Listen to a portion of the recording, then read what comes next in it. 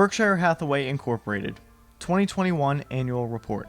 To the shareholders of Berkshire Hathaway Incorporated, Charlie Munger, my longtime partner, and I have the job of managing a portion of your savings. We are honored by your trust. Our position carries with it the responsibility to report to you what we would like to know if we were the absentee owner and you were the manager. We enjoy communicating directly with you through this annual letter and through the annual meeting as well. Our policy is to treat all shareholders equally. Therefore, we do not hold discussions with analysts nor large institutions. Whenever possible, we also release important communications on Saturday mornings in order to maximize the time for shareholders in the media to absorb the news before the market opens on Monday. A wealth of Berkshire facts and figures are set forth in the annual 10-K that the company regularly files with the SEC and that we reproduce on pages K1 through K119. Some shareholders will find the details engrossing. Others will simply prefer to learn what Charlie and I believe is new or interesting at Berkshire. Alas, there was little action of that sort in 2021. We did, though, make reasonable progress in increasing the intrinsic value of your shares.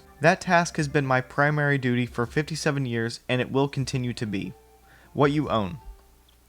Berkshire owns a wide variety of businesses, some in their entirety, some only in part. The second group largely consists of marketable common stocks of major American companies. Additionally, we own a few non-US equities and participate in several joint ventures or other collaborative activities. Whatever our form of ownership, our goal is to have meaningful investments in businesses with both durable economic advantages and a first-class CEO. Please note particularly that we own stocks based on our expectations about their long-term business performance and not because we view them as vehicles for timely market moves.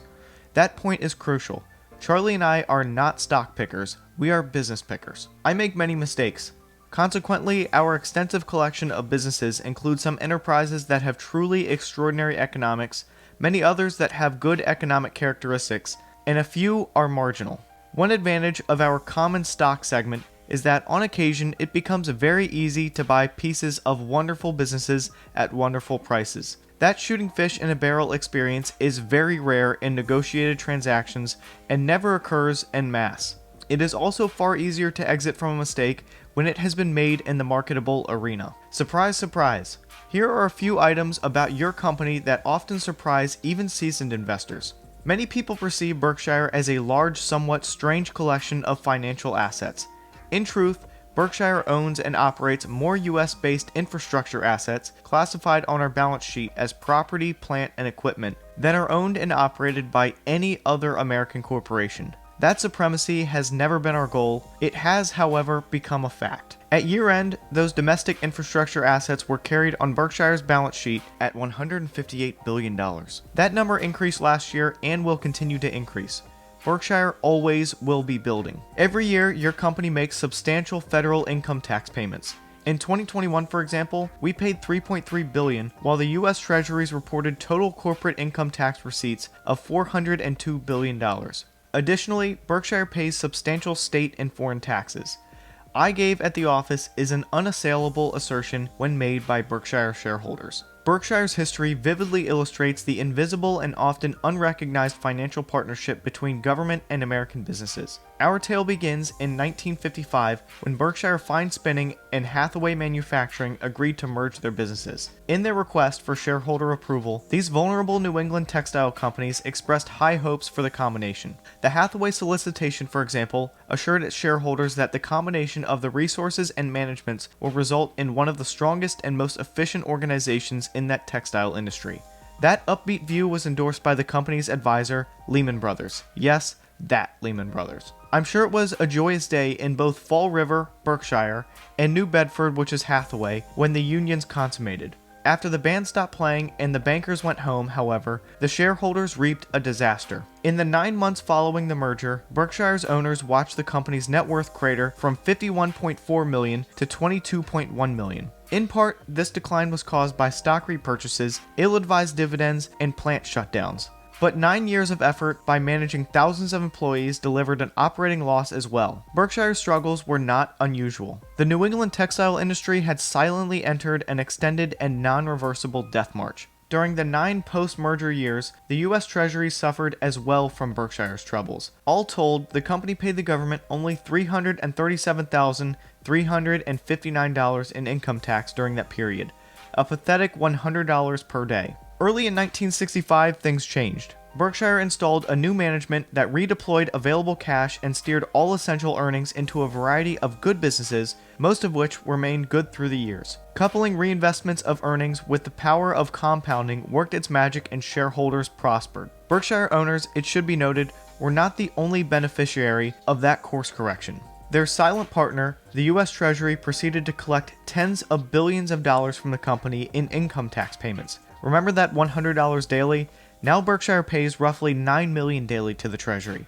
In fairness to our government partner, our shareholders should acknowledge, indeed, triumphant, the fact that Berkshire's prosperity has fostered mightily because the company has operated in America. Our country would have done splendidly years ago since 1965 without Berkshire. Absent our American home, however, Berkshire would have never come close to becoming what it is today. When you see the flag, say thanks. From an $8.6 million purchase of National Indemnity in 1967, Berkshire has become the world leader in insurance float, money that we hold and can invest that does not belong to us, including a relatively small sum derived from life insurance. Berkshire's total float has grown from $19 million when we entered the insurance business to $147 billion. So far, this float has cost us less than nothing, though we have experienced a number of years when insurance losses combined with operating expenses exceeded premiums. Overall, we have earned a modest 55-year profit from the underwriting activities that generated our float. Of equal importance, float is very sticky. Funds attributable to our insurance operations come and go daily, but their aggregate total is immune from the precipitous decline. When it comes to investing float, we can therefore think long-term. If you are not already familiar with the concept of float, I refer you to a long explanation on page A5. To my surprise, our float increased by $9 billion last year. A buildup of value that is important to Berkshire owners, though this is not reflected in our GAAP presentation of earnings and net worth. Much of our huge value creation in insurance is attributable to Berkshire's good luck in my 1986 hiring of Ajit Jain. We first met on a Sunday morning and I quickly asked Ajit what his insurance experience had been. He replied, none. I said nobody's perfect and hired him. That was my lucky day. Ajit actually was a perfect choice as could have been made. Better yet, he continues to be 35 years later. One final thought about insurance. I believe that it is likely, but far from assured, that Berkshire's float can be maintained without incurring a long-term underwriting loss. I am certain, however, that there will be some years when we experience such losses, perhaps involving very large sums. Berkshire is constructed to handle catastrophic events as no other insurer. That priority will remain long after Charlie and I are gone. 4 giants. Through Berkshire, our shareholders own many dozens of businesses. Some of these, in turn, have a collection of subsidiaries of their own. For example, Marmon has more than 100 individual business operations, ranging from the leasing of railroad cars to the manufacture of medical devices. Nevertheless, operations of our Big Four companies account for a very large chunk of Berkshire's value. Leading this list is our cluster of insurers. Berkshire effectively owns 100% of this group, whose massive float value we earlier described. The invested assets of these insurers are further enlarged by the extraordinary amount of capital we invest to back up their promises. The insurance business is made to order for Berkshire. The product will never be obsolete, and sales volume will generally increase along with both economic growth and inflation. Also, integrity and capital will forever be important. Our company can and will behave well. There are, of course, other insurers with excellent business models and prospects. Replication of Berkshire's operation, however, would be almost impossible. Apple, our runner-up giant, as measured by its year-end market value, is a different sort of holding. Here, our ownership is a mere 5.55%, up from 5.39% a year earlier. That increase sounds like small potatoes, but consider that each 0.1% of Apple's 2021 earnings amount to $100 million.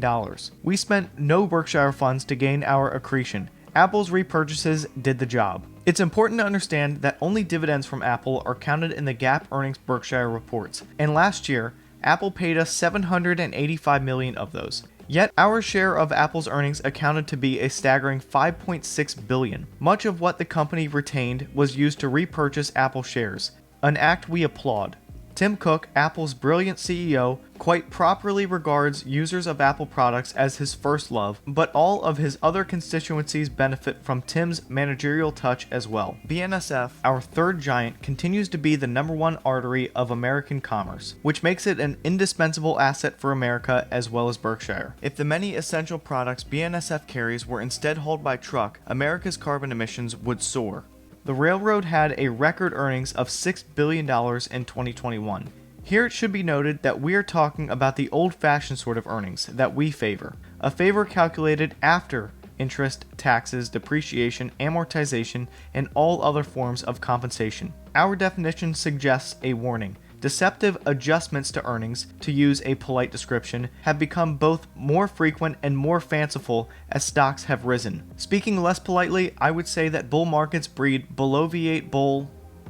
BNSF trains traveled 143 million miles last year and carried 535 million tons of cargo. Both accomplishments far exceed those of any other American carrier. You can be proud of your railroad. BHE, our final giant, earned a record $4 billion in 2021. That's up more than 30-fold from the $122 million earned in 2000. That year, Berkshire first purchased BHE stake. Now Berkshire owns 91.1% of the company. BHE's record of societal accomplishments is as remarkable as its financial performance. The company had no wind or solar generation in 2000. It was then regarded simply as a relatively new and minor participant in the huge electric utility industry. Subsequently, under David Scholes and Greg Abel's leadership, BHE has become a utility powerhouse, no groaning please, and a leading force in wind, solar, and transmission throughout much of the United States. Greg's report on these accomplishments appears on page A3 and A4.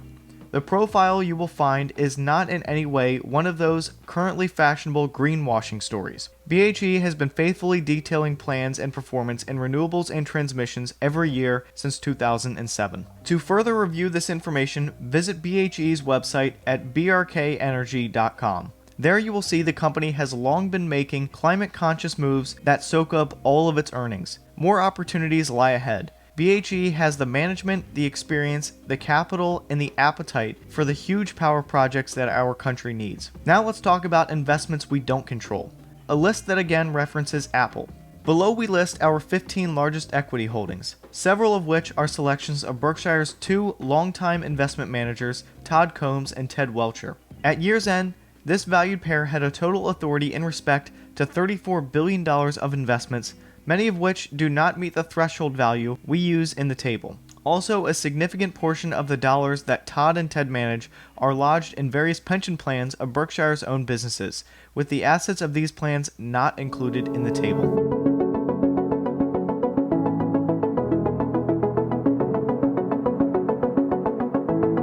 U.S. Treasury Bills.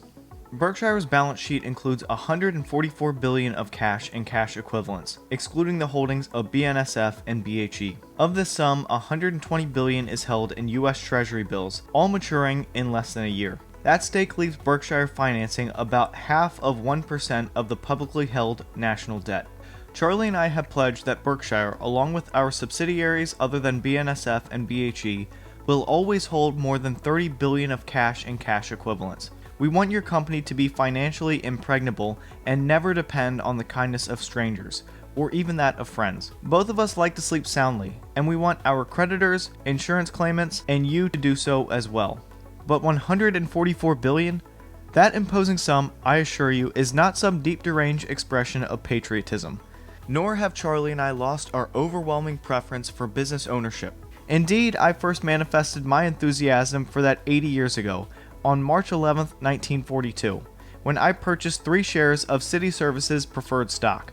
Their cost was $114.75 and required all of my savings. The Dow Jones Industrial Average that day closed at 99, a fact that should scream to you, never bet against America. After my initial plunge, I always kept at least 80% of my net worth in equities. My favorite status throughout that period was 100%, and still is. Berkshire's current 80% or so position in businesses is a consequence of my failure to find entire companies or small portions thereof, that is, marketable stocks, which meet our criteria for long-term holding. Charlie and I have endured similar cash-heavy positions from time to time in the past. These periods are never pleasant. They're also never permanent. And fortunately, we have a mildly attractive alternative during 2020 and 2021 for deploying capital. Read on. Share repurchases. There are 3 ways that we can increase the value of your investment. The first is always front and center in our minds. Increase the long-term earning power of Berkshire's controlled businesses through internal growth or by making acquisitions. Today, internal opportunities deliver far better returns than acquisitions. The size of those opportunities, however, is small compared to Berkshire's resources. Our second choice is to buy non-controlling part interests in the many good or great businesses that are publicly traded. From time to time, such possibilities are both numerous and blatantly attractive. Today, though, we find little that excites us. That is largely because of truism. Long-term interest rates that are low push the prices of all productive investments upward, whether these are stocks, apartments, farms, oil wells, whatever. Other factors influence valuations as well, but interest rates will always be important. Our final path to value creation is to repurchase Berkshire shares. Through that simple act, we increase your share of the controlled and non-controlled businesses Berkshire owns. When the price/value equation is right, this path is the easiest and most certain way for us to increase your wealth, alongside the accretion of value to continuing shareholders and a couple of other parties gain. Repurchases are modestly beneficial to the seller of the repurchased shares and to society as well. Periodically, as alternative paths become unattractive, repurchases make good sense for Berkshire's owners. During the past 2 years, we therefore repurchased 9% of the shares that were outstanding at year-end 2019, for a total cost of $51.7 billion. That expenditure left our continuing shareholders owning about 10% more of all Berkshire businesses, whether these are wholly owned, such as BNSF and Geico, or partly owned, such as Coca-Cola and Moody's. I want to underscore that for Berkshire's repurchases to make sense, our shares must offer appropriate value. We don't want to overpay for the shares of other companies, and it would be value destroying if we were to overpay when we are buying Berkshire. As of February 23rd of 2022, since year's end, we repurchased additional shares at a cost of $1.2 billion. Our appetite remains large, but will always remain price dependent. It should be noted that Berkshire's buyback opportunities are limited because of its high-class investor base. If our shares were heavily held by short-term speculators, both price volatility and transaction volumes would materially increase. That kind of reshaping would offer us far greater opportunities for creating value by making repurchases. Nevertheless, Charlie and I far prefer the owners we have, even though their admirable buy and keep attitudes limit the extent to which long-term shareholders can profit from opportunistic repurchases. Finally, one easily overlooked value calculation specific to Berkshire, as we've discussed, insurance float of the right sort is of great value to us. As it happens, repurchases automatically increase the amount of float per share. That figure has increased during the past 2 years by 25%, going from 79,387 per A share to 99,497. A meaningful gain that, as noted, owes some thanks to repurchases. A wonderful man and a wonderful business. Last year, Paul Andrews died. Paul was the founder and CEO of TTI, a Fort Worth-based subsidiary of Berkshire. Through his life in both his businesses and personal pursuits, Paul quietly displayed all of the qualities that Charlie and I admire. His story should be told. In 1971, Paul was working as a purchasing agent for General Dynamics when the roof fell in. After losing a huge defense contract, the company fired thousands of employees, including Paul. With his first child due soon, Paul decided to bet on himself using $500 of his savings to found Textronics, later renamed TTI. The company set itself up to distribute small electronic components, and first-year sales totaled $112,000. Today, TTI markets more than 100 million different items with annual volume of $7.7 billion. But back to 2006, Paul, at 63, found himself happy with his family, his job, and his associates. But he had one nagging worry that heightened because he had recently witnessed a friend's early death and the disastrous results that followed for that man's family and business. What, Paul asked himself in 2006, would happen to the many people depending on him if he should unexpectedly die? For a year, Paul wrestled with his options: sell to a competitor. From strictly an economic viewpoint, That course made the most sense. After all, competitors could envision lucrative synergies or savings that would be achieved as the acquire/duplicated functions at TTI. But such a purchaser would most certainly retain its CFO, its legal counsel, its HR unit. Their TTI counterparts would therefore be sent packing. And if a new distribution center were to be needed, the acquirer's home city would certainly be favored over Fort Worth. Whatever the financial benefits, Paul quickly concluded that selling to a competitor was not for him. He next considered seeking a financial buyer, a species once labeled so aptly as a leveraged buyout firm. Paul knew, however, that such a purchaser would be focused on an exit strategy, and who could know what that would be? Brooding over it, Paul found himself having no interest in handing over his 35-year-old creation to a reseller. When Paul met me, he explained why he had eliminated those two alternatives as buyers. In far more tactful phrasing than this, after a year of pondering the alternatives, I want to sell to Berkshire because you are the only guys left. So I made an offer, and Paul said yes. One meeting, one lunch, one deal. To say we both lived happily ever after is an understatement. When Berkshire purchased TTI, the company employed 2,387 people. Now that number is 8,043. A large percentage of that growth took place in Fort Worth and environs. Earnings have increased by 673%. Annually, I would call Paul and tell him his salary could be substantially increased. Annually, he would tell me, "We can talk about that next year, Warren. I'm too busy now." When Greg Abel and I attended Paul's memorial service, we met children, grandchildren, longtime associates, including TTI's first employee, and John Roach, the former CEO of a Fort Worth company Berkshire had purchased in 2000. John had steered his friend Paul to Omaha, instinctively knowing we would be a match. At the service, Greg and I heard about the multitudes of people and organizations that Paul had silently supported. The breadth of his generosity was extraordinary, geared always to improve the lives of others, particularly those in Fort Worth. In all ways, Paul was a class act.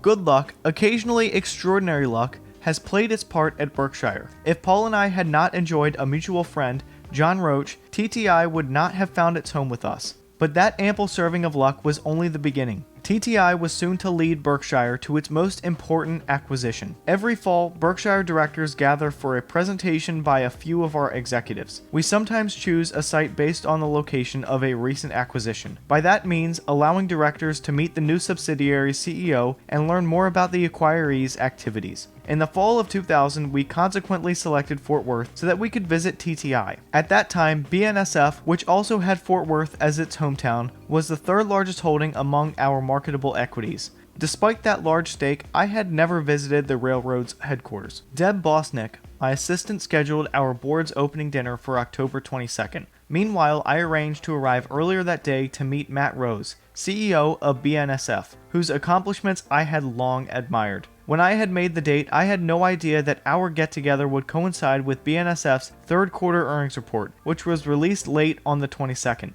The market reacted badly to the railroad's results. The Great Recession was in full force in that third quarter, and BNSF's earnings reflected that slump. The economic outlook was also bleak, and Wall Street wasn't feeling friendly to railroads or much else. On the following day, I again got together with Matt and suggested that Berkshire would offer the railroad a better long-term home than it could expect as a public company. I also told him the maximum price that Berkshire would pay. Matt relayed that offer to his directors and advisors. 11 days later, Berkshire and BNSF acquired a firm deal. And there I'll venture a rare prediction. BNSF will be a key asset for Berkshire and our country a century from now. The BNSF acquisition would have never happened if Paul Andrews hadn't sized up Berkshire as the right home for TTI.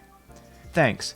I taught my first investing class 70 years ago. Since then, I have enjoyed working almost every year with students of all ages, finally retiring from that pursuit in 2018. Along the way, my toughest audience was my grandson's 5th grade class, and the 11-year-olds were squirming in their seats and giving me blank stares until I mentioned Coca-Cola and its famous secret formula. Instantly, every hand went up, and I learned that secrets are catnip to kids. Teaching, like writing, has helped me develop and clarify my own thoughts. Charlie calls this phenomenon the Orangutang Effect. If you sit down with an orangutan and carefully explain to it one of your cherished ideas, you may leave behind a puzzled primate, but will yourself exit thinking more clearly. Talking to university students is far superior. I have urged that they seek employments in 1, the field, and 2, with the kind of people that they would select if they had no need for money. Economic realities, I acknowledge, may interfere with that kind of search. Even so, I urge students to never give up the quest for when they find that sort of job that they will no longer be working.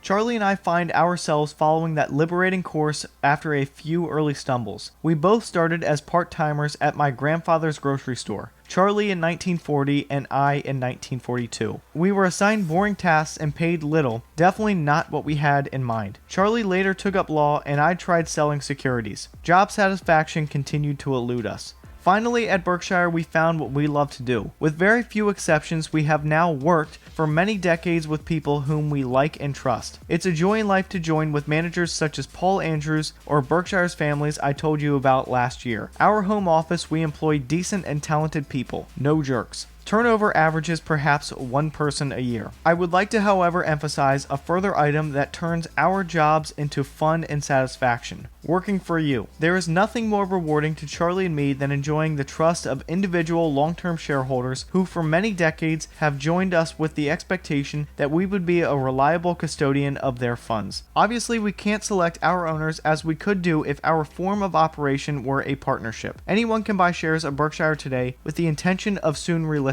them. For sure, we get a few of that type of shareholders, just as we get index funds that own huge amounts of Berkshire simply because they were required to do so. To a truly unusual degree, however, Berkshire has, as owners, a very large core of individuals and families that have elected to join us with the intent approaching till death do us part. Often they have trusted us with a large, some may say, excessive portion of their savings. Berkshire, these shareholders would sometimes acknowledge, might be far from the best selection they could have made, but they would add that Berkshire would rank high among those with which they would be most comfortable. And people who are comfortable with their investments will, on average, achieve better results than those who are motivated by ever-changing headlines, chatters, and promise. And people who are comfortable with their investments will, on average, achieve better results than those who are motivated by ever-changing headlines, chatter, and promises. Long-term individual owners are both the partners Charlie and I have always sought and the ones we constantly have in mind as we make decisions at Berkshire. To them we say, it feels good to work for you, and you have our thanks for your trust. The annual meeting.